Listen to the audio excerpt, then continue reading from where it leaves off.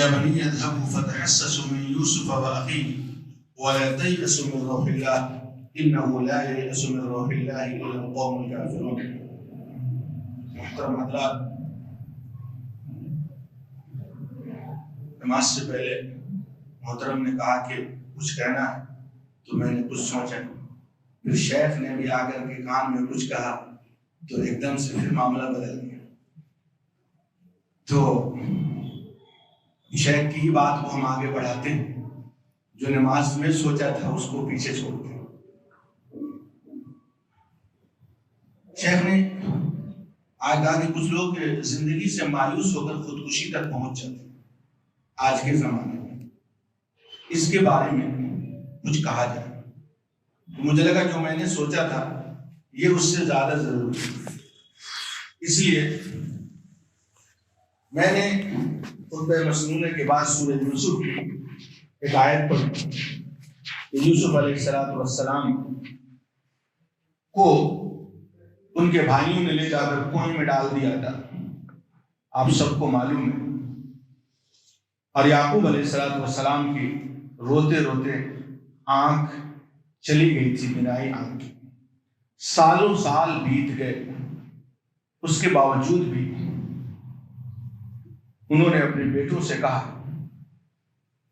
کہ یا بنی اذهبوا فتحسسوا من یوسف، اے میرے بیٹو جاؤ اور یوسف کو تلاش کرو، ولا تیأسوا من روح اللہ، اور اللہ کی رحمت سے مایوس نہ ہو، انہ لا ییأس من روح اللہ الا القوم الکافرون، یقیناً اللہ کی رحمت سے مایوس کافر لوگ ہوا کرتے ہیں۔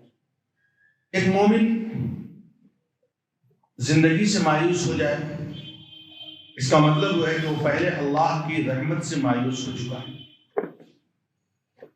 یعقوب علیہ السلام نے اتنے سالوں بعد جب یہ کہہ سکتے اپنے بیٹوں کو کہ اے میرے بیٹو جاؤ اور یوسف کے بارے میں تلاش کرو، جبکہ انہی بھائیوں کی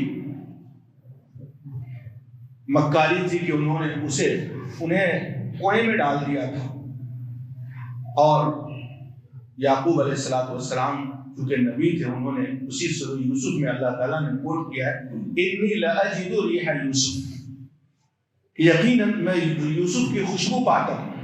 تو بیٹوں نے کیا جواب دیا؟ لولا، یعقوب علیہ السلام نے خود کہا تھا لولا ان تفندون، اگر تم لوگ مجھے سٹیایا ہوا نہ کہہ دو تو میں یہ کہتا ہوں کہ میں یوسف کی خوشبو پاتا ہوں۔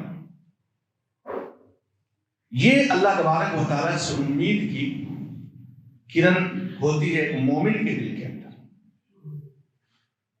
کہ سالوں بعد وہ کہتا ہے کہ اللہ کی رحمت سے مایوس نہیں ہونا چاہیے۔ اور اس کی نوبت کیوں آ رہی ہے؟ سماج میں اگر یہ ہو رہا ہے تو اس کی نوبت کیوں آ رہی ہے؟ یہ ایک ذرا مسئلہ ہے کہ اس کو سمجھنا چاہیے۔ اصل مسئلہ یہاں ہے کہ اللہ کے رسول صلی اللہ علیہ وسلم نے اپنی امت کو دنیاوی معاملے میں بھی بہت ساری سیاستیں سکھائی تھی، ہم ان سیاستوں پر نظر نہیں ڈالتے، سمجھے کہ نہیں؟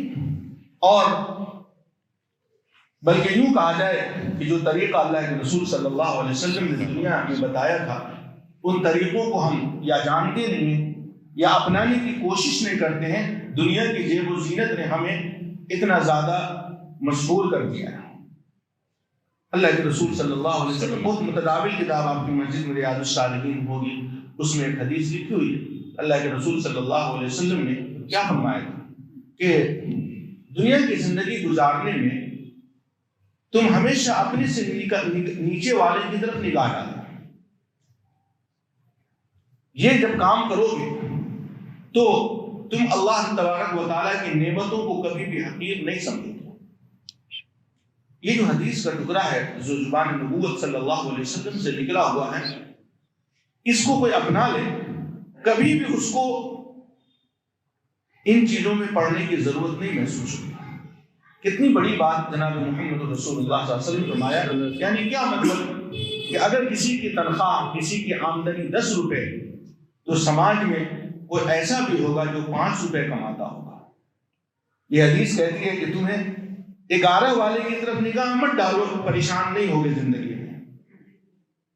تم 5 والے کی طرف اگر نگاہ ڈالو گے تو تم زندگی کاٹ کر کے بھی 5 تمہارے پاس بچ جائے گا۔ یہ بہت بڑی سیاست ہے، بہت بڑی بات ہے جو جناب محمد رسول اللہ صلی اللہ علیہ وسلم نے سکھائی، لیکن دنیا نے ہم سب کو اتنا پاگل بنا دیا ہے کہ ہم سب لوگ کیا کرتے ہیں، دنیا کی زندگی گزارنے میں ہم اپنے سے اوپر والے کی طرف نگاہیں ڈالتے ہیں،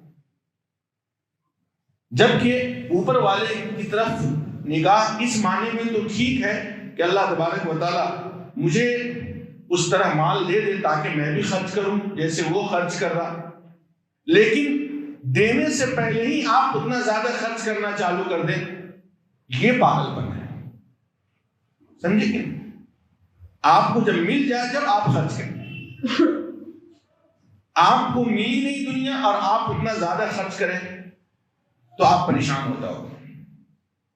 تو پہلے تو یہ ہے کہ اس طرح کے لوگوں کو یہ حدیث یاد رکھنی چاہیے کہ ہمیشہ دنیا کی زندگی گزارنے میں ہمیں نگاہ اپنے سے نیچے والے کی طرف رکھنی چاہیے، کبھی بھی اس طرح کی نوبت انشاءاللہ نہیں آئے گی۔ دوسری چیز کیا ہے کہ دنیا کو بہت زیادہ اہمیت دینا، جتنا کہ جناب محمد رسول اللہ صلی اللہ علیہ وسلم نے نہیں دی تھی، جتنا کہ صحابہ اکرام نے نہیں دی تھی۔ آج کے سماج میں جناب محمد رسول اللہ صلی اللہ علیہ وسلم دنیاوی اعتبار سے جتنے غریب انسان تھے، صحابہ اکرام کی اکثریت جتنی غریب تھی کہ اتنا غریب آج کے سماج میں پایا نہیں جاتا، لیکن مالداری کوئی پیمانہ نہیں۔ اللہ کے رسول صلی اللہ علیہ وسلم نے پیسوں سے مالدار کو مالدار نہیں کہا، کیا کہا؟ الغنى غنى النفس، اصل مالداری دل کی مالداری ہوتی ہے۔ تو اللہ کے رسول صلی اللہ علیہ وسلم پیسوں سے ضرور مالدار نہیں تھے، صحابہ مالدار نہیں تھے رضی اللہ عنہم، لیکن وہ دل کے بہت مالدار تھے، اور اصل مالداری وہی، اگر کوئی آدمی دل کا مالدار نہیں اور اس کے اکاؤنٹ میں 1 ارب روپے رکھے ہوئے تو اللہ کے رسول صلی اللہ علیہ وسلم نے اس کو کیا کہا ہے؟ مریض کہا۔ کیا کہا ہے؟ مریض کہا ہے، بیمار کہا ہے، ذہنی مریض ہے۔ کیا فرمایا اللہ کے رسول صلی اللہ علیہ وسلم نے؟ جس کا دل مالدار نہیں ہے، یعنی دل مالدار نہیں کا مطلب کنجوس ہے، 50 لاکھ روپے رکھے ہوا ہے، لیکن اللہ رب العالمین کے راستے میں اگر اس کو 25 لاکھ روپے دینے کی بات آ گئی، 25 تو بہت چھوڑیے، جس کے اکاؤنٹ میں 50 پڑے ہیں، اگر 1 لاکھ روپیہ اگر اس کو دینے کے لیے اگر کہہ دیا جائے تو اس کی سانس اوپر نیچے ہونے لگے گی آج کے زمانے میں، الا ماشاء اللہ، اور وہ 4 بار اٹھ کے پانی پینا چالو کر دے گا، ارے بھائی 1 لاکھ روپے دینا، یہ مسئلہ ہے، سمجھے کہ نہیں؟ یہ نہیں ہونا چاہیے میرے بھائی۔ تو یہ دل، اللہ کے رسول صلی اللہ علیہ وسلم نے اس بیماری کو کیا کہا؟ وَأَيُّ دَاءٍ أَدْوَأَ مِنَ الْبُخْلِ، سب سے بڑی بیماری کیا ہے؟ کنجوسی ہے، بخل ہے، جو تقریباً 99% آبادی کو لگی ہوئی۔ صحابہ اکرام اس بیماریوں سے پاک تھے، جناب محمد رسول اللہ صلی اللہ علیہ وسلم ان بیماریوں سے پاک تھے۔ یہ بیماری لگی کیوں ہے اکثریت کو؟ یہ بیماری لگنے کی وجہ یہ ہے کہ ہم نے دنیا کو اتنی زیادہ اہمیت دے دی ہے جتنی زیادہ دینا نہیں چاہیے۔ اللہ تبارک و تعالیٰ نے اس دنیا کے بارے میں تو ہم سب کو کہا تھا، یا ایھا الناس ان وعد اللہ حق فلا تغرنکم الحیاۃ الدنیا ولا یغرنکم باللہ الغرور، اے لوگو یقیناً اللہ کا وعدہ حق ہے، لہذا تمہیں دنیاوی زندگانی دھوکے میں نہ ڈال دے اور شیطان تمہیں دھوکے میں نہ ڈال دے۔ دوسری جگہ اللہ تبارک و تعالیٰ نے کہا وما الحیاۃ الدنیا الا متاع الغرور، کہ دنیاوی زندگانی دھوکے کا سامان ہے۔ یہ دھوکے کا جب سامان ہے تو پھر آپ اس کو اپنائے ہوئے کیوں؟ اور حضرت ضحاک بن سفیان رضی اللہ تعالی عنہ سے اللہ کے رسول صلی اللہ علیہ وسلم نے فرمایا یا ضحاک ما طعامک، اے ضحاک تمہاری خوراک کیا ہے، تم کیا کھاتے ہو؟ تو حضرت ضحاک بن سفیان رضی اللہ تعالیٰ عنہ نے فرمایا اللحم واللبن، اے اللہ کے رسول صلی اللہ علیہ وسلم ہم گوشت کھاتے ہیں اور دودھ پیتے ہیں۔ اللہ کے رسول صلی اللہ علیہ وسلم نے فرمایا ثم يسير الى ماذا، اے ضحاک یہ گوشت اور دودھ جو کھاتے ہیں اس کے بعد یہ کہاں چلا جاتا ہے؟ حضرت ضحاک بن سفیان رضی اللہ تعالیٰ عنہ نے مسکراتے ہوئے فرمایا کہ ثم يسير الى ما قد علمت یا رسول اللہ، اے اللہ کے رسول صلی اللہ علیہ وسلم کھانے کے بعد یہ گوشت یا کھانا کہاں جاتا ہے وہ آپ کو پتا ہے، ہم سب کو بھی پتا ہے کہ وہ کہاں جاتا ہے۔ اللہ کے رسول صلی اللہ علیہ وسلم نے اس کے بعد کیا فرمایا تھا؟ فإن اللہ سبحانہ وتعالی ضرب ما يخرج من ابن آدم مثلا للدنیا، کہ آدم کی اولاد کے پاخانے کے راستے سے، پیچھے کے راستے سے جو کچھ نکلتا ہے، کیا نکلتا ہے؟ حلوہ نکلتا ہے، پاخانہ نکلتا ہے۔ کہا آدم کی اولاد کے پاخانے کے راستے سے جو کچھ نکلتا ہے رب العالمین نے دنیا کی مثال اسی سے بیان کی۔ سمجھے؟ یہ حدیث ہے، کسی عالم کا فتویٰ نہیں کہ آپ کو خراب لگے گا تو آپ کاٹ دو۔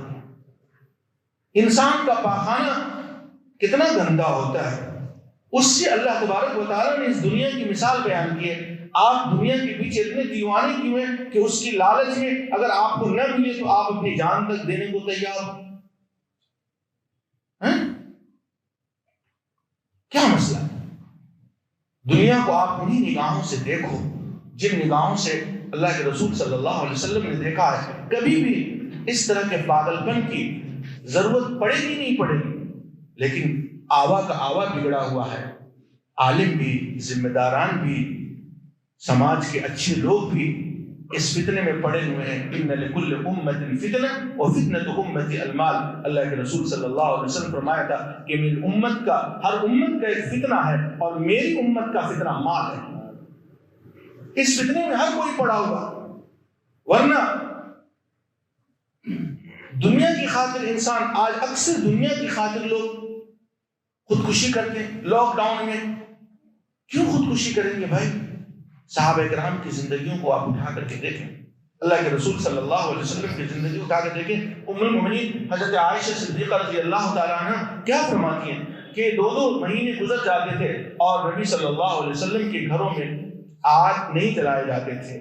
حضرت عروہ کہتے ہیں کہ کون سی چیز آپ کو زندہ رکھا کرتی تھی جب گھر میں آگ نہیں جلتا تھا، کھانے نہیں پکتے تھے 2 مہینے تک؟ وہ کہتی ہیں کہ پانی اور کھجور۔ یہ جناب محمد رسول اللہ علیہ وسلم کے گھر کا عالم تھا۔ کپڑے کی بات کریں گے تو آپ دیکھیں، آپ کی مسجد میں ترمذی اٹھا کر دیکھیں، سنن ترمذی، حضرت عائشہ رضی اللہ تعالیٰ عنہ فرماتی ہیں کہ اللہ کے رسول صلی اللہ علیہ وسلم کے جسم پر کبھی ایسا بھی ہوا ہے کہ صرف 2 کپڑے آپ کو میسر تھے، موٹے چھوٹے کپڑے، پسینہ ہوتا تھا تو بھیگ جایا کرتا تھا۔ کان علی رسول اللہ صلی اللہ علیہ وسلم ثوبان قطریان غلیظان فکان اذا جلس فعرق ثقل علیہ، حدیث کے الفاظ۔ اللہ کے رسول صلی اللہ علیہ وسلم کے جسم مبارک پر 2 قطر کے بنے ہوئے موٹے چھوٹے کپڑے تھے، اور جب آپ کو پسینہ ہوتا تھا تو کپڑے میں پسینے ہو جانے کے بعد وہ بھاری ہو جایا کرتا تھا، اور گھر میں پیسے نہیں ہوا کرتے تھے کپڑے خریدنے کے لیے۔ ام المؤمنین ہے عائشہ صدیقہ رضی اللہ تعالیٰ عنہ آگے فرماتی ہیں فقدم بز من الشام لفلان الیہودی، ایک یہودی کے پاس ملک شام سے انہی موقع پر کپڑا بیچنے والا آیا، تو میں نے اللہ کے رسول صلی اللہ علیہ وسلم فرمایا یا رسول اللہ لو بعثت الیہ فاشتریت منہ ثوبین الی المیسرہ، اے اللہ کے رسول صلی اللہ علیہ وسلم، بیوی تھی نا، شوہر کی پریشانی ایک وفادار بیوی کو نہیں دیکھی جاتی، 2 کپڑے، ایک اوپر ایک نیچے، موٹے چھوٹے کپڑے، گرمی میں آرام دہ نہیں، آج کا پنکھا اور اے سی تو میسر نہیں تھا جو آپ صلی اللہ علیہ وسلم کی امت کو میسر ہے، ہم لوگوں کو 2 کپڑے ہیں، موٹے ہوتے ہیں، پسینے سے بھیگ جاتے ہیں۔ بیوی نے پریشان ہو کر کے کہا اے اللہ کے رسول صلی اللہ علیہ وسلم، فلاں یہودی کے پاس ملک شام سے کپڑا بیچنے والا آیا ہے، کیا اچھا ہوتا کہ آپ اس یہودی کے پاس بھیجتے کسی انسان کو اور یہ کہتے کہ وہ آپ کو کچھ کپڑے دے دے، اس شرط پر کہ جب آپ کے پاس پیسے ہوں گے تو وہ آپ مجھے دے دیں گے۔ یہ گھر کا عالم تھا اللہ کے رسول صلی اللہ علیہ وسلم کی زندگی کا۔ کیا اگر اس میں آپ کے لیے نشان عبرت نہیں ہے کہ دنیا کوئی چیز نہیں ہے؟ اگر کسی امتی کے پاس یہ وقت آ جائے تو وہ تب بھی دل اس کا اللہ رب العالمین سے راضی ہونا چاہیے کہ جب کائنات کے امام جن سے بہتر نہ کوئی ہوا ہے نہ ہوگا، ان کے اوپر جب یہ وقت آیا تو اگر مجھ پر آیا، ہمیں گنہگار بندے ہیں، ہمیں اور جان دینے کی کیا ضرورت ہے؟ اللہ کی رحمت سے مایوس ہونے کی کیا ضرورت ہے؟ بلکہ اور تقوی کا عالم بڑھ جانا چاہیے، اور مسجدوں سے جا کے جڑ جانا چاہیے، کیونکہ قرآن نے اگر آپ کو دنیا کی برکت چاہیے، دنیا کی دولتیں چاہیے اگر آپ کو، تو آپ 9ویں پارے کو اٹھا کر کے دیکھو اللہ تعالیٰ نے کیا کہا، وَلَوْ أَنَّ أَهْلَ الْقُرَىٰ آمَنُوا وَاتَّقَوْا لَفَتَحْنَا عَلَيْهِمْ بَرَكَاتٍ مِّنَ السَّمَاءِ وَالْأَرْضِ، اگر بستی کے رہنے والے ایمان لائیں اور تقوی اختیار کریں تب ہم ان پر آسمان و زمین کی برکتیں کھولیں گے۔ یہ پاگل پن والی زندگی، راتوں رات موبائلوں والی زندگی اور مستی والی زندگی، فجر چھوڑ کر سونے والی زندگی آپ کی ہو اور آسمان سے برکتیں بھی آپ پر کھلے، یہ نہیں ہو سکتا۔ آپ کو دنیا کی دولت چاہیے تو بھی اللہ رب العالمین کا تقوی آپ کو اختیار کرنا ہوگا۔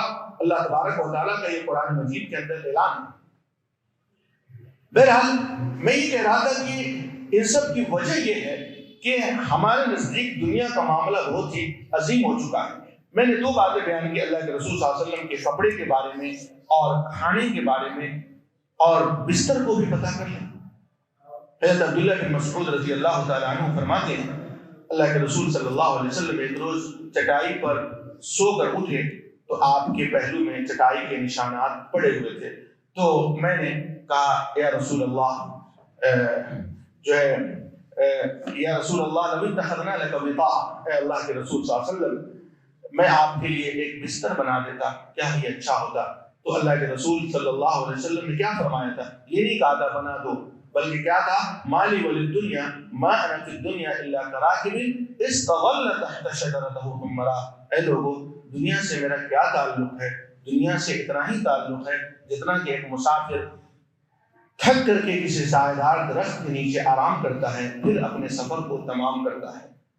پھر تو جب یہ معاملہ دنیا کا ہے، امتی کی نگاہوں میں بھی دنیا کا معاملہ ایسے ہی ہونا چاہیے۔ اور جب تک یہ معاملہ تھا، یعنی صحابہ کرام کی نگاہوں میں جب تک خودکشی کے معاملات نہیں آئے، بھیک منگی کے معاملات نہیں آئے، آج ہمارے سماج کو بہت گھل لگ چکا ہے، خودداری دفن ہو چکی ہے، حشمت غیرت دفن ہو چکی ہے۔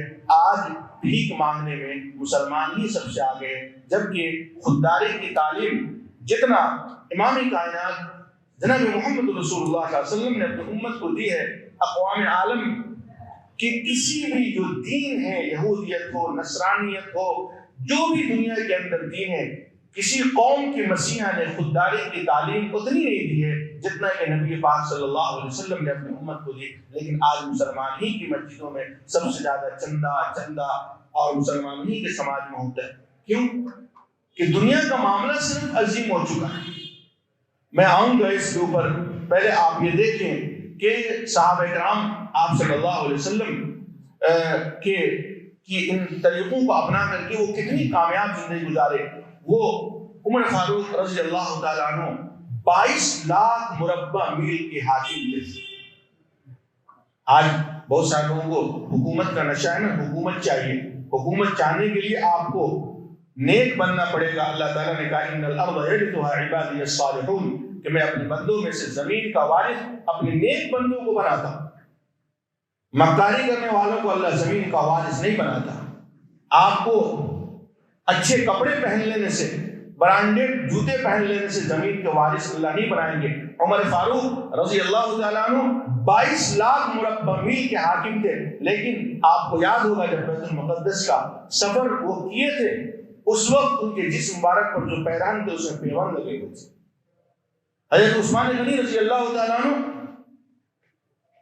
44 لاکھ مربع میل کے حاکم تھے، وہ عرب کے سب سے زیادہ مالدار آدمی تھے، لیکن آخری وقت میں دنیا سے ان کو لگاؤ نہیں تھا، رب نے ان کو دنیا دی تھی ضرور، لیکن آخری وقت میں ان کا کیا بیان ہے کہ لوگوں میں، عربوں میں سب سے زیادہ اونٹوں کا مالک تھا، لیکن آج میرے پاس صرف حج کے 2 اونٹوں کے علاوہ کوئی اونٹ باقی نہیں۔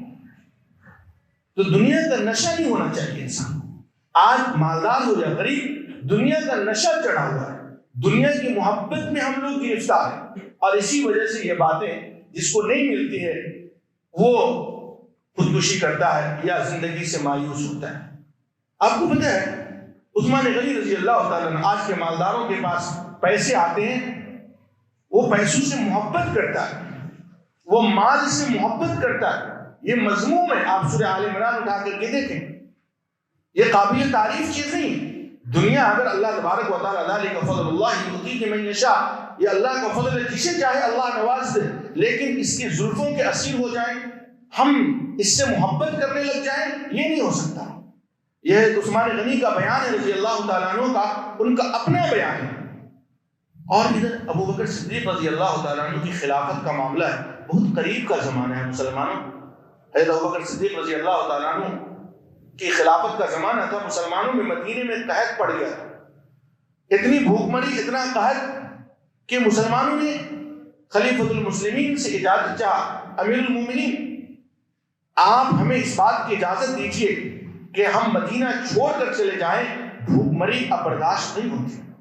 ابو بکر صدیق رضی اللہ تعالیٰ عنہ نے کہا تھا کہ آج جمعے کا دن ہے، مجھے اپنے رب سے دعا کر لینے دو، اگر آج کے بعد بھی اللہ تبارک و تعالیٰ اگر مدینے کی بھوک مری کو دور نہیں کرتا تو آپ کو اجازت ہے، آپ مدینہ چھوڑ کر چلے جاؤ۔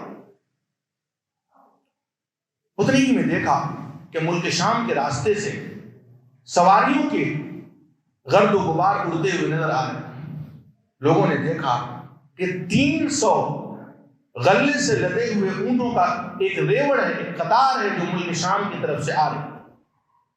لوگوں نے پتہ کیا کہ یہ کس کا ہے، کہا کہ یہ عثمان غنی رضی اللہ تعالیٰ عنہ کا ہے، جو انہوں نے ملک شام سے تجارت کی غرض سے منگایا ہے۔ یہ غلہ اونٹوں پر لدا ہوا، 300 اونٹوں پر لدے ہوئے غلے تھے۔ سارے مدینے کے تاجر حضرت عثمان غنی کے پاس آتے ہیں اور کہتے ہیں کہ آپ ہمیں فروخت کر دیجئے تھوک بھاؤ میں، ہول سیل جس کو بولتے ہیں آپ لوگ، ہم لوگ اس کو ریٹیل میں بیچ دیں گے۔ حضرت عثمان غنی رضی اللہ تعالیٰ عنہ نے کہا کہ تم مجھے کتنا دو گے؟ تو انہوں نے کہا کہ میں نے ہر اونٹ پر جو غلہ ہے اس کو ہم نے 40 درہم میں خریدا ہوا ہے، تم مجھے اس کے منافع کتنے دو گے؟ تو کسی تاجر نے کہا ہم 10 دیں گے، یعنی 50 میں لے لیں گے۔ حضرت عثمان رضی اللہ تعالیٰ عنہ نے کہا کہ کوئی اور ہے جو اس سے زیادہ دیتا ہے؟ کہا کہ ہم 20 دے دیں گے، یعنی 60 میں لے لیں گے۔ کہا کہ نہیں، کوئی اور ہے جو مجھے اس سے زیادہ دیتا ہے۔ کہا کہ ہم 30 دے دیں گے۔ کہا کہ نہیں دوں گا، کوئی اور ہے جو مجھے اس سے زیادہ دیتا ہے۔ کہا کہ 40 کا مال 70 میں لینے کو تیار ہے، اب کیا منافع چاہیے؟ کہا چلیے اب پریشانی کا عالم ہے، 40 کا مال 40 میں بیچ دیجیے۔ آج کے تاجر ہوتے بڑلا ہاؤس کے تو پھولے نہیں سماتے، کہتے پیسے ہاتھ آئیں گے بھائی جلدی دے دو۔ کہا 40 کا مال 40 میں دے دیں۔ نہیں دوں گا، کوئی اور ہے جو مجھے اس سے زیادہ دیتا ہے۔ حضرت عثمان غنی کو مدینے کے تاجروں نے کہا کہ امیر عثمان، ہم سب تو یہاں موجود ہیں، اب وہ کون ہیں ہمارے علاوہ جو آپ کو 40 سے بھی 40 پر 40 ہم دینے کو تیار ہیں، 40 کا مال 80 میں خریدنے کو تیار ہیں، اب اور کون ہے جو آپ کو اس سے زیادہ دے گا؟ کہا کہ وہ میرا رب ہے جو مجھے اس سے زیادہ دے گا۔ اور مدینے میں بھوک مری ہے، عثمان ان غلوں کی تجارت نہیں کر سکتا، جاؤ یہ 300 اونٹوں پر لدے ہوئے غلے اونٹوں کے ساتھ میں جاؤ، میں نے اہل مدینہ کو خیرات کر دی۔ تو یہ معاملہ تھا، ان کو دنیا کا نشہ نہیں چڑھا ہوا تھا۔ عبد الرحمن بن عوف رضی اللہ تعالیٰ عنہ ام المؤمنین عائشہ صدیقہ رضی اللہ تعالیٰ عنہ کے پاس آتے ہیں اور کہتے ہیں کہ یا ام المؤمنین انا اکثر الناس مالا واخاف ان يهلكني كثرة مالی۔ ماں تھی نا ام المؤمنین عائشہ رضی اللہ تعالیٰ عنہ، قیامت تک کے مومنین کی ماں ہے، جو ان کو ماں نہ مانے وہ کم بخت مردود اور کافر۔ بیٹا ماں کے پاس آتا ہے اور کہتا ہے کہ ام المؤمنین، میں بہت زیادہ لوگوں میں مال والا ہوں اور مجھے ڈر ہونے لگ گیا ہے کہ مال کی کثرت مجھے ہلاک نہ کر دے۔ تو ماں نے کہا آج کی ماؤں سے اگر بیٹا جا کر کہے کہ ماں میرے پاس بہت مال ہے، میں بہت پریشان ہو گیا ہوں، تو ماں کیا کہے گا؟ پگلے ہو کیا، جلدی سے بینک میں رکھ دو، کسی دوست یار کو مت بتانا۔ سمجھے کہ نہیں؟ یہ بات کیوں بولتے ہو؟ اور کماؤ اور جماؤ۔ لیکن ام المؤمنین عائشہ رضی اللہ تعالیٰ عنہ کے پاس عبد الرحمن بن عوف جاتے ہیں، اپنے سوال یہ کہتے ہیں کہ ام المؤمنین میرے پاس بہت مال ہے اور مجھے ڈر لگنے لگ گیا ہے کہ مال کی کثرت کہیں مجھے ہلاک نہ کر دے۔ ماں نے کتنا پیارا جواب دیا، یا بنی فانفق، اے میرے بیٹے ٹینشن کیوں لیتا ہے، اس کو خرچ کر دے اللہ کی راہ میں، جان چھڑا لے اس سے۔ تو مال کا نشہ نہیں چڑھانا ہے۔ میرے بھائیوں، ہم لوگوں کا معاملہ جو آج زندگی سے مایوسی ہے، خودکشی کے معاملات ہے، ہر وقت اللہ رب العالمین سے شکایت ہے، شکر کے جذبات کم ہو گئے ہیں، اس کی وجہ یہی ہے کہ ہماری نگاہوں میں دنیا کا معاملہ عظیم ہو چکا ہے۔ آپ قرآن مجید کو پڑھیں، دنیا کو دھوکے کا سامان کہا، دنیا کو مردار کے برابر جناب محمد رسول اللہ صلی اللہ علیہ وسلم نے کہا، دنیا کو انسان کے پاخانے سے تعبیر کیا۔ حضرت جابر بن عبداللہ رضی اللہ تعالیٰ عنہ فرماتے ہیں کہ جناب محمد رسول اللہ صلی اللہ علیہ وآلہ وسلم ایک بازار کے پاس سے گزرے جہاں پہ لوگوں کی بھیڑ تھی، والناس کالفطیر، لوگوں کی بھیڑ تھی، اور اسی جگہ کسی نے اپنے گھر سے مرے ہوئے بکری کے بچے کو لا کر پھینک دیا تھا۔ اللہ کے رسول صلی اللہ علیہ وسلم نے اس مرے ہوئے بکری کے بچے کو اٹھایا اور حاضرین سے مخاطب ہوتے ہوئے کہا کہ تم میں سے کون ہے جو اس مرے ہوئے بکری کے بچے کو مجھ سے 2 درہم میں خریدے گا؟ تو کوئی بھی تیار نہیں ہوا۔ اللہ کے رسول صلی اللہ علیہ وسلم نے اچھا ٹھیک ہے، ویسے ہی کون لے کے جانا پسند کرے گا اس کو اپنے گھر؟ حاضرین نے کہا یا رسول اللہ لو کان حیا کان عیبا انه اسد فکیف وهو بمیت، اے اللہ کے رسول اگر یہ زندہ ہوتا تب بھی بازار میں عیبدار تھا، اس کے کان کٹے ہوئے ہیں، یہ تو مرا ہوا ہے، کسی نے پھینک دیا ہے، اس کو اب اپنے گھر کون لے کر جائے گا؟ اللہ کے رسول صلی اللہ علیہ وسلم نے اس وقت اپنی امت کو کیا کہا کہ واللہ للدنیا اهون علی اللہ من هذا علیکم، اے لوگو جتنا تمہاری نگاہوں میں حقیر یہ مرا ہوا بکری کا بچہ ہے، اس سے زیادہ اللہ کی نگاہوں میں پوری کائنات حقیر ہے۔ پھر یہ ملے نہ ملے اس کی کیا پرواہ ہے؟ صحابہ ڈرتے تھے کہ ان کے گھر میں دنیا جائے، اور ہم اتنا پریشان کیوں ہیں کہ ہمیں مایوسی تک کی نوبت آ جاتی ہے؟ اس کی وجہ یہی ہے مسلمان، آپ عبداللہ بن عمر رضی اللہ تعالیٰ عنہ کو دیکھیں، حضرت معاذ بن جبل رضی اللہ تعالیٰ عنہ کو دیکھیں، ان لوگوں کا معاملہ کیا تھا؟ اللہ رب العالمین نے ان کو کیا تقوی سے نوازا تھا۔ حضرت معاذ بن جبل رضی اللہ تعالیٰ عنہ وہ کیا کہا کرتے تھے؟ جبکہ وہ اس امت کے سب سے بڑے مسائل کے عالم، اللہ کے رسول صلی اللہ علیہ وسلم فرمائے میری امت کے حلال و حرام کے مسئلے کو جاننے والے معاذ بن جبل، ان کا اپنا بیان ہے آج مال نہ ملنے پر مایوسی۔ صحابہ کرام کو پوچھیے مسلمانوں، حضرت معاذ کہتے تھے اے اللہ، اپنی موت کے وقت انہوں نے کہا تھا یہ جملہ، اے اللہ تو میرے دلوں کے عالم کو جانتا ہے، تجھ سے کسی کے دل کا راز چھپا ہوا نہیں، تو جانتا ہے کہ میں نے تیری دنیا کو کبھی بھی کسی چیز کے لیے پسند نہیں کیا، صرف 3 کاموں کے لیے میں نے تیری دنیا کو چاہا ہے آج، لیکن تیرے رحمت کی امید کرتا ہوں جب میں دنیا سے جا رہا ہوں۔ چوتھے کسی کام کے لیے میں نے تیری دنیا کو کبھی بھی پسند نہیں کیا ہے، تو میرے دل کے حال کی حالت کو جانتا ہے۔ اور اس کے بعد حضرت معاذ نے کہا تھا پہلی چیز لضم الحواجر، پہلی چیز اے رب میں نے جس چیز کے لیے تیری دنیا کو چاہا وہ یہ کہ میں سخت گرمی کے دنوں میں نفلی روزے رکھوں۔ آج کا مزاج کتنا بگڑ گیا مسلمانوں، آج لوگ فرض روزہ سخت گرمی کے دنوں میں رکھنا ناپسند کرتے۔ کہا گیا اے اللہ تیری دنیا کو میں سخت گرمی کے دنوں میں نفلی روزہ رکھنے کے لیے پسند کیا، پہلی چیز۔ اور دوسری چیز راتوں کو تہجد کی نماز پڑھنے کے لیے تیری دنیا کو پسند کیا تھا، اور تیسری چیز علماء کی محفل میں بیٹھنے کے لیے تیری دنیا کو پسند کیا تھا۔ اس کے علاوہ میں نے تیری دنیا کو کسی چوتھی چیز کے لیے پسند کیا ہی نہیں کیا۔ لیکن آج اے اللہ تیرے رحمت کی امید کرتا ہوں